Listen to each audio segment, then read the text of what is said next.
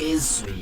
Kulokuthi ukhalatsha sengikhona sengiphathi kuyona channel yakhe hamba phambili kuyezwa mina ke umfeza nguthuthi wakho mali bathi ilasbona amagumede noma ukuthi usemusha la ekhaya uzophinde ngicela uqinisekise ukuthi uyasubscribe ngakhohle ukukhomenta nokulike kanjalo futhi ke nokushare kukhona okukhulu kunakho konke bafethu oyengumsakazo Ukhozi FM uNgizwe Mchunu lapha udiniwe ngemva kokubikelwa lapha indaba ecabanga ukuthi aqondelene naye lapha kunetlebu ke esisabalele enkundleni zokuxhumana lapho khona umlise kade ebikelwe lo msakazi ukuthi udadewabo lapha usedlulelwe ingane yafihlwa ngeSabatha kodwa ke uNgizwe Mchunu wavuka ngolaka emva kokuthi abikelwe lolu daba ngalokuthi ngande kakhulu ake ngivele ngidedele naye clip sikhulume egcineni ekwale video ngixoxela kabanzi ukuthi wena kuthini kwakho ukuphawula ngalolu daba ngaloko ke siphinde futhi sihlangana ku video elandelayo ngesikhathi esilandelayo nesiphatha kahle nebenosho umnandi enthanda khona. Awu macingwane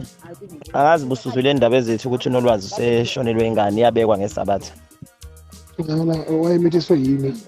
sembikele uyisengane wayemithiswe yimi kahle imadodana ngibekela yonke into yabona yena ngizoblock impela ngeke isithuthi impela wena mfana awu yena sohambe ngidabukela ingane engingazazi mina bonke abayizise iphuphumile ngiyadabuka mina nami ngidabuka nje yini abantu lazimhlola kanti umhlanje ngempela ndabafana